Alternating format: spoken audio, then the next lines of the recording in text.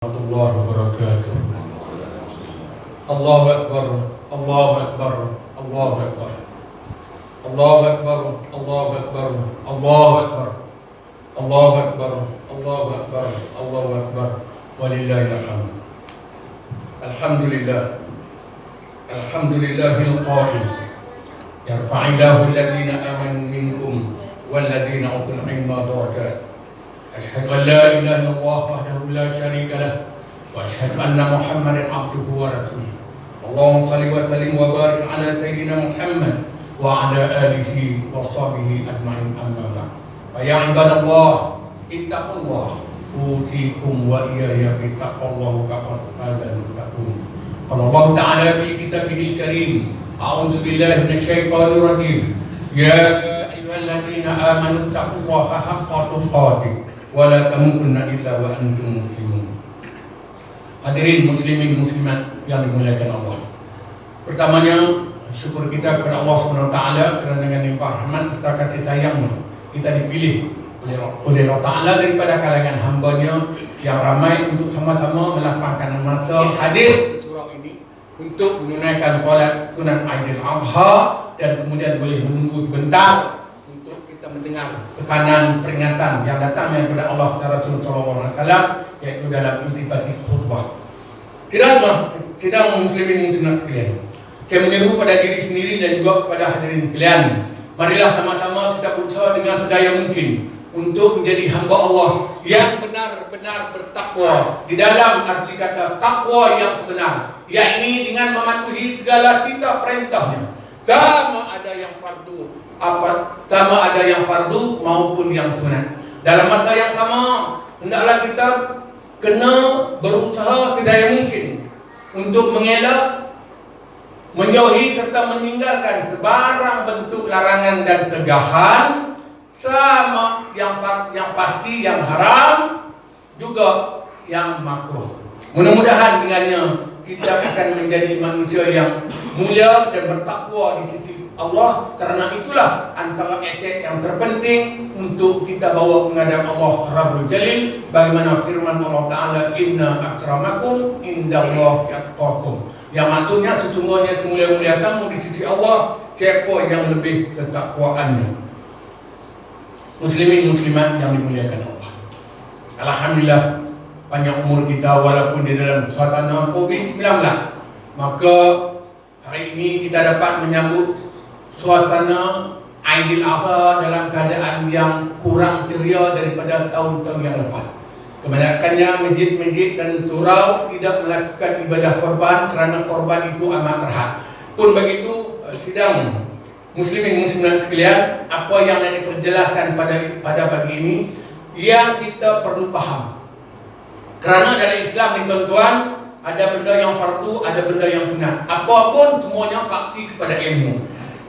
Hadirin sekalian, di antara hari besar Islam, di antara hari besar Islam yang popular yang kita sambut di Malaysia khususnya dalam satu tahun ada 8. Tuan-tuan sedar tak sedar, kira tak kira, tapi pasti boleh ingat. Apa dia? Yang pertama kita dimulai dengan 1 Muharram, iaitulah hijrah.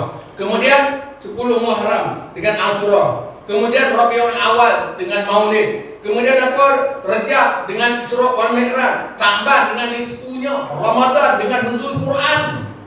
1 Syawal Aidil Fitri. Sekarang 10 Zulhijjah Aidil Adha, juga dikenali sebagai hari raya korban ataupun ibadah korban.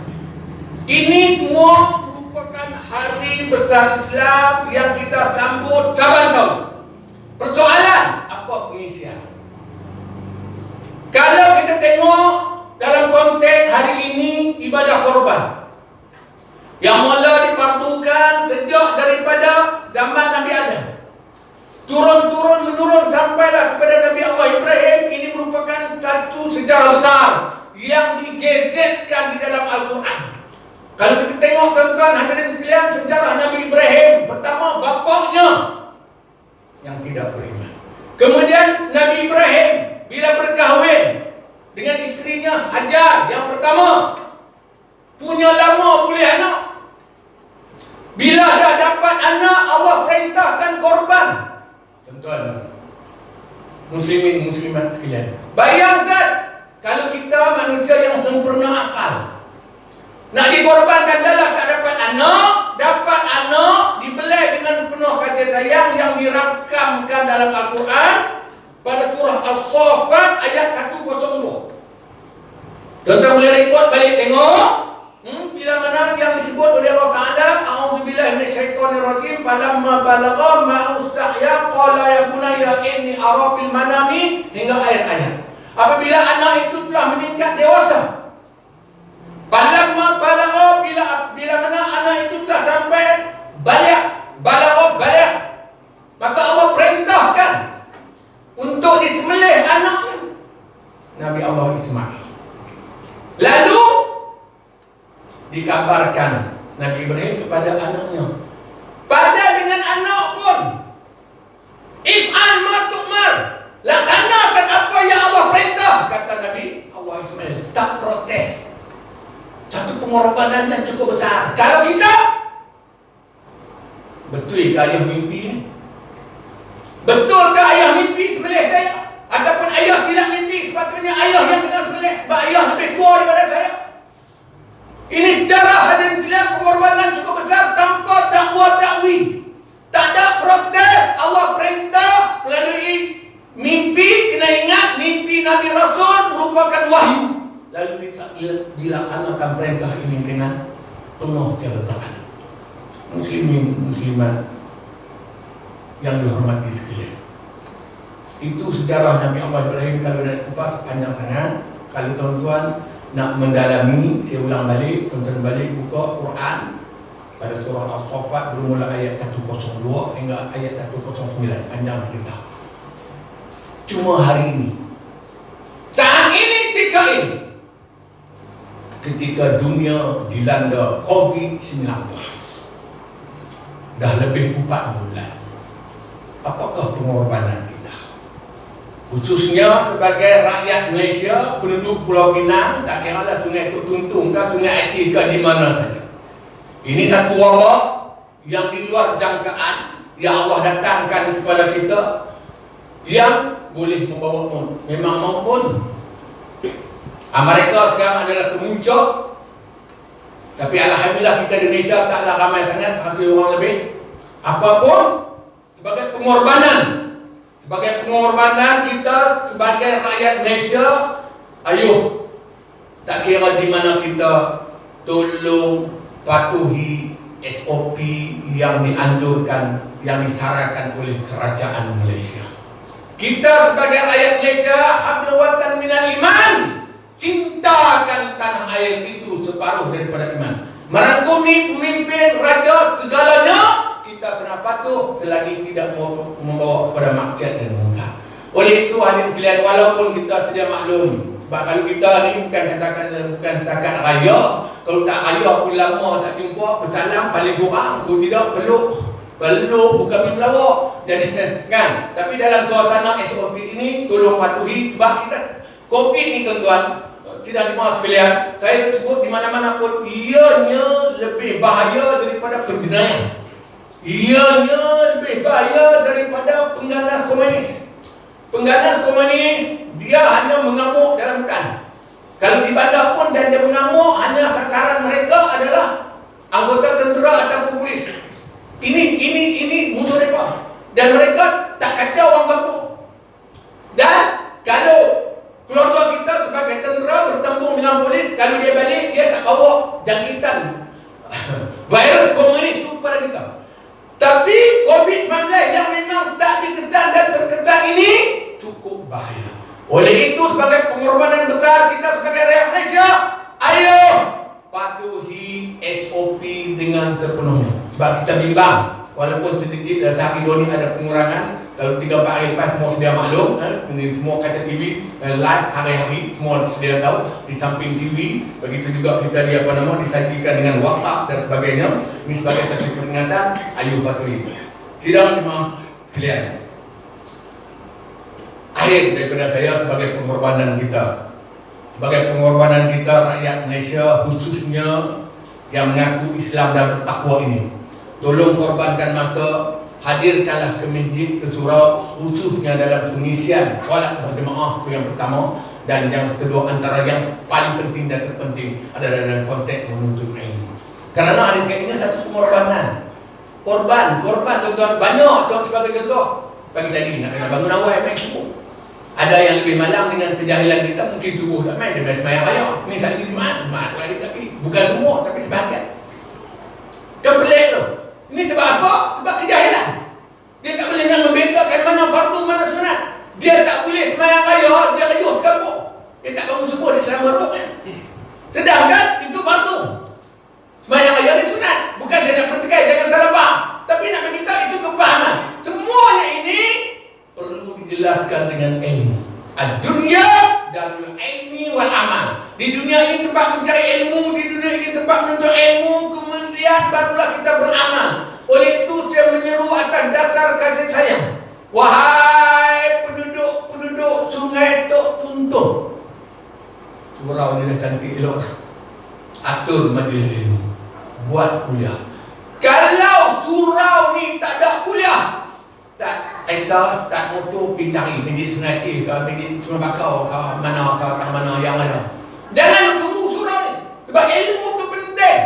Ilmu, tuan-tuan, segala-galanya semua dengan ilmu. Segala dengan ilmu. Hari ni tuan-tuan, kalau cerita ilmu yang kita nak kena belajar berapa cabang? Paling kurang ada 4 cabang.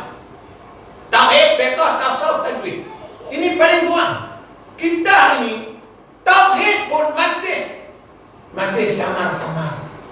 Kalau tanya, kalau buat kuis, cuba bezakan di antara sifat Allah, sifat rububiyah dan sifat uluhiyah Allah Subhanahu Wa Taala. Dia pun terkelip-kelip macam nak kena pisau buah korban dia kata.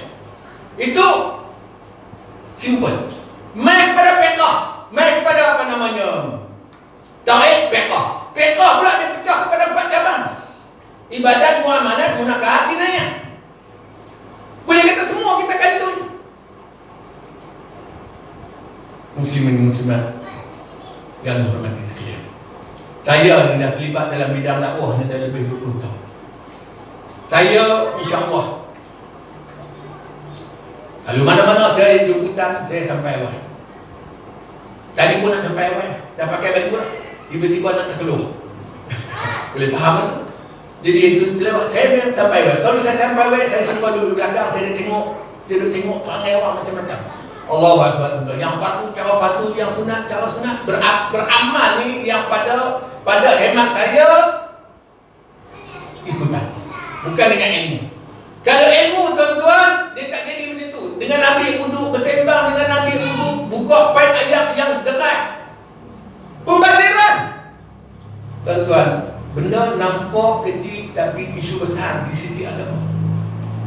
Itu kalau nak cerita ibadat terlalu panjang lebar. Main muamalat, perhubungan masyarakat, hutang, gadai, pinjam. Orang Melayu kita ni kalau buat hutang, cukup hutang, tapi nak bayar, lihat nak. Kalau dengan bank pandai dia bayar, kalau berhutang dengan adik-beradik, entah-entah sampai boleh putus hubungan. Bila contoh kita hutang dengan abang kita, abang boleh minta kita, hang biar abang, hang dengan aku, hang tak biar. Muamalah ni penting tuan-tuan. Hutang wajib dibayar. Kalau kamu mati syahid sekalipun, roh kamu tergantung dan terawal di kerana hutang. Tapi hari ini berapa ramai daripada masyarakat kita yang ambil action bertahun-tahun. Aku tidak anu dekat mengamuk. Kita pergi sibah zakat merah tu. Sebab apa kena sibah? Sebab tak bayar hutang. Kau dia bayar hutang, tak ada masalah. Begitu juga dengan bank, dia arahkan orang tahan kita tengah jalan, rampai kereta. Sebab apa? Sebab tak bayar hutang. Kalau dia bayar hutang, kena rampai. Dah, tu nak apa? Hutang penting. Kena mandi. Sebab muamalah. Main munakahat, nikah, kahwin. Pun sama juga. Lebih malam kita dan anak kita, anak perempuan kita, patut kita jadi wali, duduk jadi wakil wali apa? Betul lah benda tu. Nak abang tapi nak bagi tahu kita, bagi bapak bukan susah sangat nak jadi wali. Nak lepas aku akan nikah dengan anak aku, dah bukan susah sangat pun. Dah tu wakil wali. Bagi contoh tu cerita hak tu, belum cerita lagi perkara-perkara yang lain. Semua ini memerlukan pengorbanan yang cukup besar. Bukan lama sangat nak mengaji di surau ni, ambillah 1 jam 2 jam. Ambillah, panggillah jemputan kuliah-kuliah, panggillah ustaz main sini. Ini penting tuan-tuan untuk membetulkan segala kerja buat kita demi mematuhi segala syarat dan rukun. Kena ingat tuan-tuan, amalan kita kalau kotor, kalau lingkup, kalau tak betul mengikutan, semuanya tidak ada nilai. Akhirnya kosong. Ini yang kita tak mahu. Oleh itu, dengan jangka hayat yang masih ada, Allah bagi ruang kita dengan akal boleh fikir, apalah tak ilmu tak pasal dengan iman. Ayo berfikirlah kepada yang terbaik, kepada yang lebih baik. Buat pengorbanan. Ini korban kita kata sembelih lembu kerbau ya, itu satu pengorbanan. Itu kecil terjadi pengorbanan yang besar. Nak lawan hawa nafsu, nak bangun awal, nak datang ke masjid ke surau, duduk dalam majlis ilmu, datang bersama dengan ahli keluarga, itu adalah antara yang terbaik. Mudah-mudahan Allah memberi kekuatan kepada kita untuk berubah kepada yang lebih baik. A'udzubillahi minasyaitonir rajim. Ya ayyuhalladzina amanu la tulhikum amwalukum wala auladukum an dzikrillah wa man yaf'al dzalika fa ulaika humus shadiqun. Yang mana surah Al-Munafiqun ayat yang ke-9. Yang mana maksudnya kata Allah, wahai orang-orang yang beriman, janganlah harta-harta kamu dan anak-anak kamu melalaikan kamu daripada mengingati Allah. Dan ingatlah barang siapa yang berbuat demikian, mereka itu adalah orang-orang yang rugi.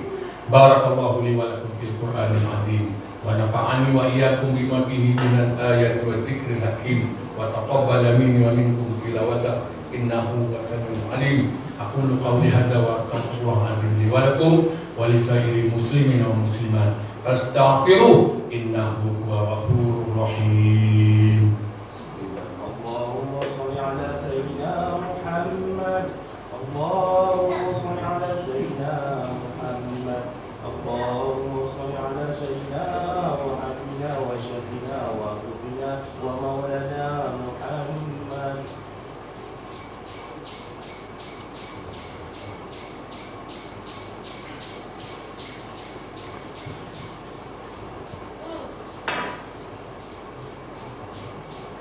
Alhamdulillah. Alhamdulillahilladzi ja'alana minal muslimin wa razaqna minat thayyibat.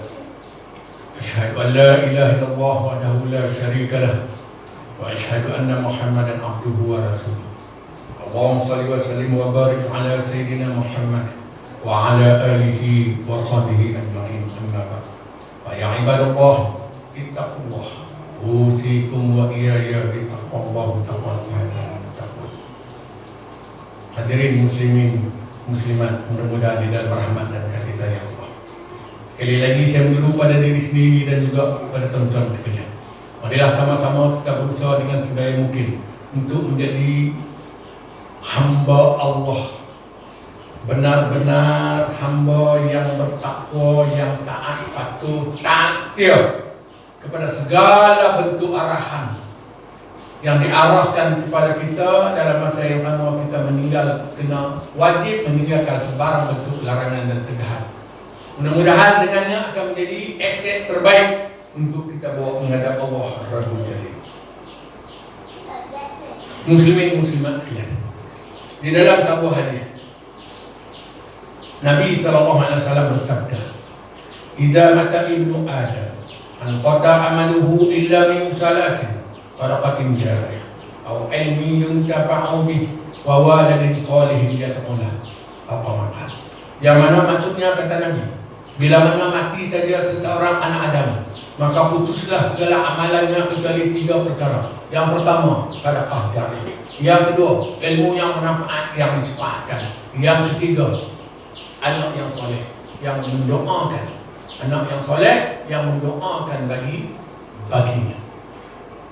Muslimin muslimat sekalian, hadis ini memang popular. Saya yakin dan percaya muslimin dan muslimat sekalian dah dengar hadis ini berkali-kali. Mungkin ada yang tak boleh hafal hadis ini. Cumanya apa yang saya nak sentuh sedikit daripada hadis ini. Hari ini apa saja kita buat di muka bumi hari ini, kita sembelih korban, kita puasa sunat dan segalanya kita dapat. Tapi persoalan kita masuk kubur. Masuk kubur itu penantian yang cukup lama. Hari ini kita hidup, katalah Tok Wan kita umur berapa? 97. Wih, panjangnya umur dia 97 tahun. Macam Tok Nek saya. Kalau siapa tahu dia Tok Sukaria. Mak mentor Tok Sukaria yang itulah tapi minit lama. Tutup penakan. Mak mentor Tok Sukaria. Saya panggil Tok Nek. Meninggal ketika umur, kalau tak silap saya 112 tahun. Oi, panjangnya umur dia. 112 tahun. Dia pun mati. Mati, berapa lama nak duduk di kubur? Bukan 112 tahun. Kalau kita tengok sejak daripada zaman Nabi Adam, turun-temurun, mai pada Nabi SAW, para sahabat, berapa ribu tahun dah duduk di kubur. Ni yang kita nak cari bekal untuk kubur. Kita ini kalau kerajaan nak mengenakan PKP, orang pakai serang perkara shopping terlanjut sapu bersih. Sebab apa? Nak buat persediaan, nak buat barang stok dalam rumah. PKP takut tak boleh keluar rumah. Berapa lama kerajaan nak bagi PKP? Kerajaan pun bukan saja-saja nak buat PKP sebab ada COVID. Tak ada COVID selama hidup ni kita mana ada PKP. Kecuali lah masa tahun 69, masa 13 Mei. Masa tu saya ingat ni kanak-kanak di rumah tok saya tu sebelah markas PAS Tengah tu rumah tok saya. Kapiu duduk di rumah tak boleh keluar. Saya turun rumah kena jengkah dengan polis. Naik lagi boleh. Kerana COVID kita sibuk pergi kedai cari barang stok untuk nak makan. Berapa lama? Mungkin seminggu, mungkin sebulan. No stok. Stok kita nak masuk kubur. Mana stok kita? Apa stok kita? Sekarang kita buat, kita dapat masuk kubur, habis. Jadi ini antara aset terpenting yang Nabi kata mati saja habis. Tak sampai dah kecuali 3 yang akan sampai kepada kita. Apa dia? Yang saya sebut tadi. Antaranya yang pertama, Nabi letakkan sedekah jariah. Nabi letak pertama sedekah jariah. Sebab apa sedekah jariah? Kenapa Nabi tidak letakkan yang pertama ilmu yang bermanfaat ataupun anak yang soleh? Kalau diletakkan yang pertama ilmu yang pertama mungkin dia tak ada ilmu. Kedua, yang pertama. Yang kedua mungkin dia berilmu tapi dia tak mampu nak menyampaikan. Bukan semua orang boleh. Pergi mengaji sama-sama macam saya, kawan-kawan dulu ramai mengaji. Tapi beberapa orang yang tak boleh nak ke depan, nak mengajak dia kata, aku tak berani, aku takkan pergi, aku main macam-macam. Kemudian yang ketiga pada anak yang soleh yang akan sampai, yang mendoakan kepada kita. Kalau dia tak kahwin, confirm tak ada anak. Mana ada yang akan sampai kepada dia? Nak doa anak soleh, tak confirm tak ada. Yang berkahwin pun ada yang tak ada anak. Tambah tak kahwin, confirm tak ada anak. Tapi Nabi meletakkan yang semua orang mampu letak di depan sedekah jariah. Kamu bujang tak? Hatta kamu susah sekalipun, kamu berupaya untuk sedekah. Sebab sedekah ni konsep dia lah. Tengok ada kayu melintas, menghalang lalu lintas kita, ada pokok sumbaka kita, itu sedekah. Tengok tanah lopok dan segala macam. Bagi makan kucing, bagi makan haiwan-haiwan, itu sedekah. Kita tanam pokok, tiba-tiba rambutan kita diserang oleh sekumpulan monyet, itu sedekah. Apa lagi yang kalau kita masuk dalam mana-mana gate kita, dalam masuk tabung masjid, surau dan segala itu sedekah. Ini yang akan sampai kerana sedekah ini mampu dibuat oleh semua orang. Ini semua. Jadi ambil uang. Jadi nasihat saya atas dasar kasih sayang. Hadirin sekalian, jangan biarkan satu hari dalam hidup kita berlalu tanpa sedekah. Kerana antaranya sabit hadis yang diriwayatkan oleh Tirmizi, sedekah yang ikhlas kerana Allah, ianya akan memadamkan dosa kita seumpama air yang disimbah kepada api. Itu power sedekah. Banyak lagi sedekah, kelebihan sedekah terlalu banyak. Sedekah ini juga boleh menjadi penawar kepada penyakit. Di samping kita sedekah niat, ya Allah tahu aku ni ada sakit asma, ya Allah tahu aku beri aku kelegaan dan kesembuhan. Kerana ingat tuan-tuan, ubat itu hanya asbab. Itu yang kita kena mengerti sifat tauhid tu, rububiyah dan uluhiyah. Tidak yang menghidupkan melainkan Dia, tidak yang mematikan melainkan Dia. Tidak yang mendatangkan penyakit melainkan Dia, tidak yang menyembuhkan penyakit melainkan Dia. Kita hanya usaha dan ikhtiar, maka ambil ruang tuan-tuan dengan sedekah. Yang ini tak ada tabung sedekah, tabung derma tak ada. Kalau ada tolong gerakkan sedekah. Gerakkan sedekah. Kalau hari ini tak bawa duit, tak lagi jemaah. Kalau jemaah juga terlupa, tak lagi asal. Buat sedekah ini tuan-tuan bukan untuk orang lain melainkan untuk kita. Lebih-lebih lagi kalau kita yang telah kematian ibu ayah, masuklah sumbangan. Dalam mana-mana apa saja, tak kiralah tabung pembangunan surau ke, mata fil ke, wakaf apa kebala ke. Kalau kita yang telah kematian ibu bapa, niatlah doalah untuk mereka, mudah-mudahan Allah memberi kekuatan kepada mereka. A'udzubillahi minasyaitonirrajim. Innallaha wa malaikatahu yusholluna 'alan nabi. Ya ayyuhalladzina amanu shallu 'alaihi wa sallimu taslima. Surah Al-Ahzab ayat yang ke-56. Yang bermaksudnya sesungguhnya Allah dan para malaikat senantiasa mengucap selawat dan salam ke atas Nabi. Wahai orang-orang yang beriman, senantiasa mengucap selawat dan salam ke atas Nabi. Allahumma ya Allah, Allahumma fir lil muslimin wal muslimat wal mu'minin wal mu'minat al-ahya'i minhum wal amwat bi rahmatika ya arhamar rahimin. Allahumma ya Allah ya Karim ya Rahman ya Rahim. Kurniakanlah penuh taufik dan hidayah kepada Raja kami mulia Maha Mulia, Seri Paduka Baginda yang diperkuat agung, yang ke-15 Al-Sultan Abdullah Riyadudin Al-Mustafa Billah Syah Ibni Almarhum Sultan Haji Ahmad Syah Al-Musta'in Billah, serta yang di-Pertuan Negeri Pulau Pinang Tun Datuk Seri Utama Dr. Haji Abdul Rahman Haji Amban. Ya Allah, wahai Tuhan kami, ampunkanlah dosa kami dengan cahaya ampunan-Mu, mudahkanlah segala urusan kami dengan cahaya rahmat-Mu. Ya Allah, kami mohon kepada Engkau, jagalah kami daripada segala sifat pengecut dan penakut untuk menghadapi segala musuh-musuh-Mu yang ingin mengganggu kami untuk melaksanakan syariat Islam.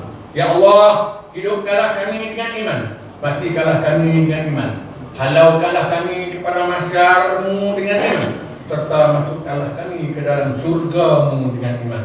Ya Allah, tetapkanlah kami beserta iman, tundukkanlah penggoda kepada kami daripada jin kerana iman.